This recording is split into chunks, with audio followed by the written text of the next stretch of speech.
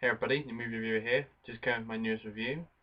So, Michael Bay, I want to kill you, and I also want to high five you.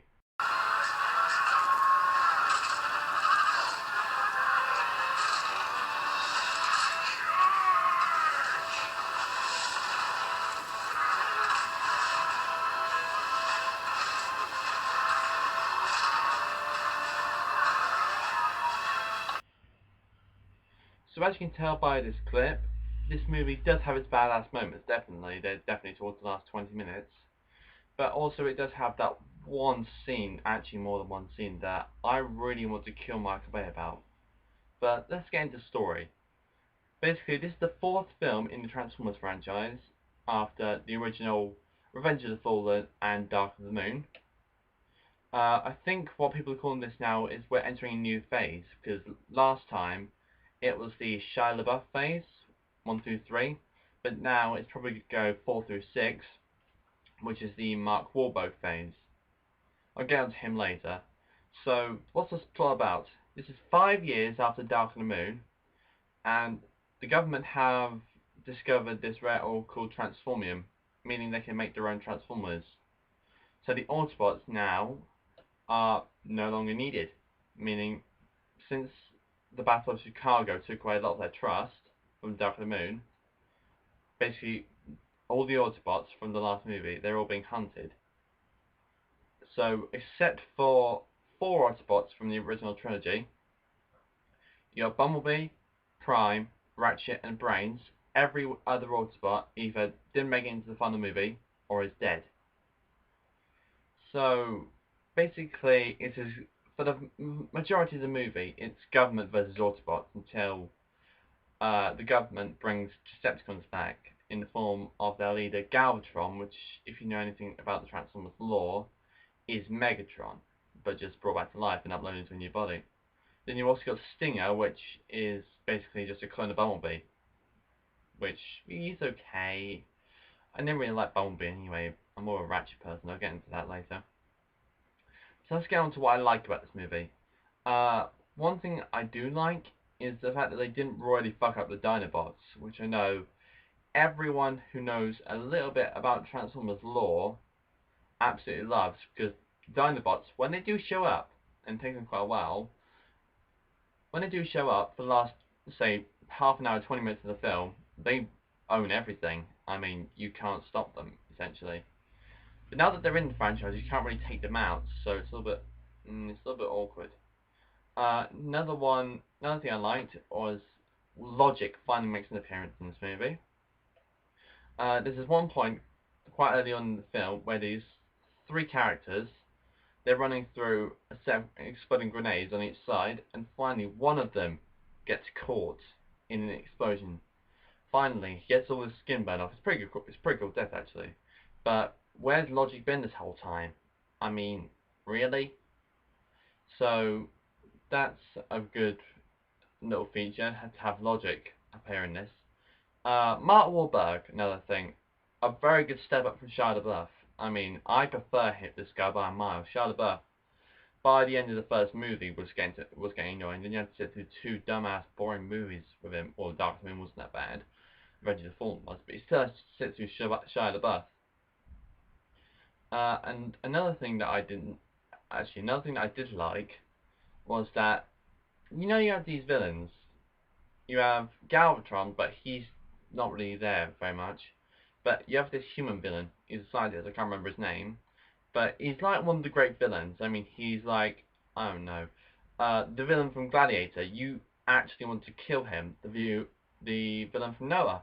Another one that you actually want to kill. This guy, for reasons I'll discuss later, I really wanted to kill. So basically, this was another good powerful villain, which I really like.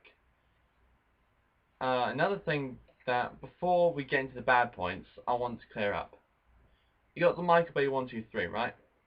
You got explosions, hot girls, and American flags. You have these 3 things in every single Michael Bay movie. And within the first 8 minutes of the film, all 3 are done. I'm not joking. That's almost a new record. You have an American flag, you have explosions, and you have hot girls within the first 8 minutes of the film. It's not necessarily a bad thing, but it's a bit of a tick list, really. Right, let's get into the bad points. They held off the Dinobots for like the last half an hour or 20 minutes of a nearly 3-hour movie. Well, actually, I think it was 3 hours. It took me quite a while to get out of the cinema for that thing. But they held them off way too long, I think. They just saved them until they were all in Hong Kong and they were having a gigantic battle at the end until Optimus thought, we need help, we're gonna get the Dinobots. Another thing I didn't like is this gonna be one of the franchises where you have just stuff from the soundtrack going on?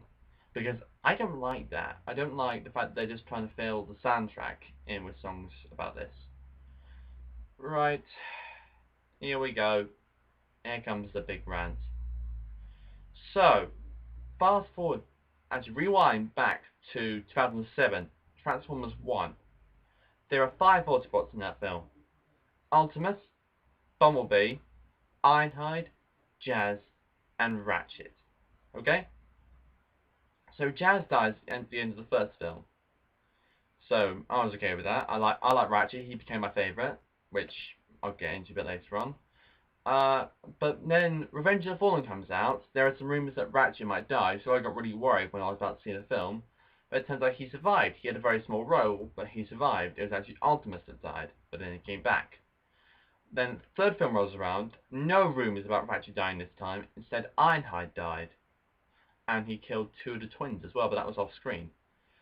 Ratchet survived. He had a new look, but he still survived. So I was happy about that. And then, fourth film rolls around.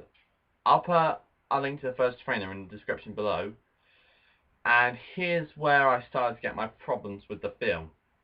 If you just skip to like the first part where it says, a new era has begun. The age of Transformers is over. You could easily see Ratchet dying, which I hated. I actually hated. I can't believe it. I'm going to rant now, so if you just want to skip this, I'll put, I don't know, a tab below when to tell you how long to skip forward to. So I hate the fact they killed Ratchet. They didn't. It was right at the beginning of the film as well. Was that meant to be the intro to the film? No. Now it's only Bumblebee that survived all 4 films. Well, the Transformers survived all 4. I can't count Optimus because he died in the second one. But it's only Bumblebee left. I'm not really keen on Bumblebee per se. But Ratchet was almost my childhood along with Jurassic Park. And throwing a little bit of Teen Titans as well. But I can't believe they killed off Ratchet. He was always been a favorite character as long as the movies have been running out.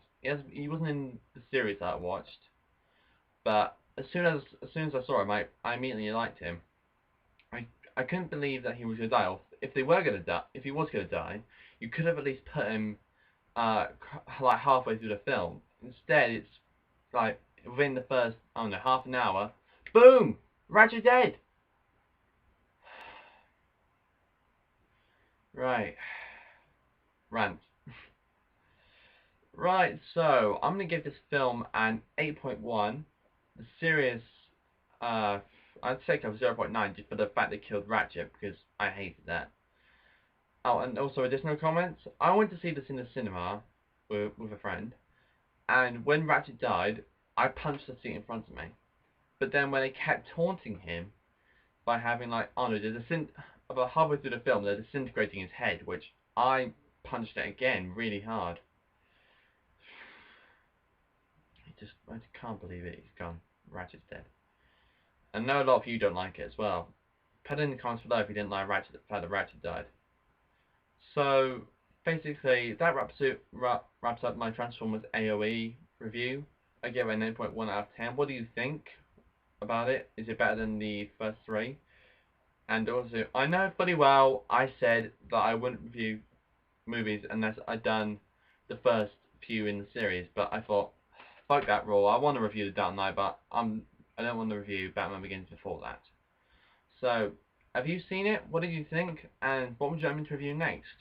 This is Movie Reviewer signing off, and see you later.